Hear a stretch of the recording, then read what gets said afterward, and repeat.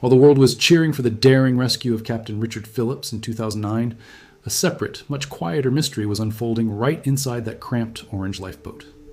This isn't the tidy version of the story you saw in the Hollywood movies.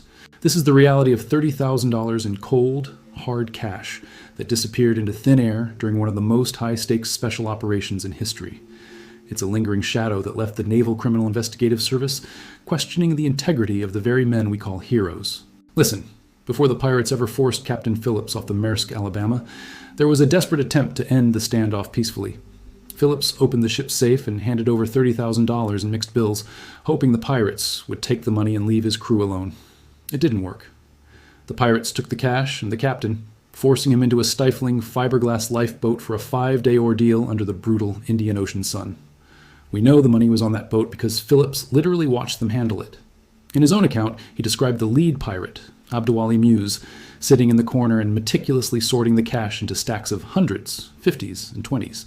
When the situation turned deadly on April 12th, Navy SEAL Team 6 snipers took their positions on the fantail of the USS Bainbridge. As the lifeboat was being towed in the choppy waters, they saw 3 pirates through their scopes and took the shots. The rescue was technically flawless. Phillips was saved, 3 pirates were dead, and Muse was already in custody on the Navy ship. But the moment the rescue team scrambled onto that lifeboat to clear the scene, something didn't add up. The pirates were neutralized and the captain was safe, but the $30,000 had completely vanished. Notice how the narrative shifts here. NCIS didn't just brush this off as a loss, they launched a massive internal investigation that felt more like a heist movie than a military debrief. They didn't just question the pirates or the ship's crew, they turned their sights on the SEALs and the Navy officers. Think about the tension in that room.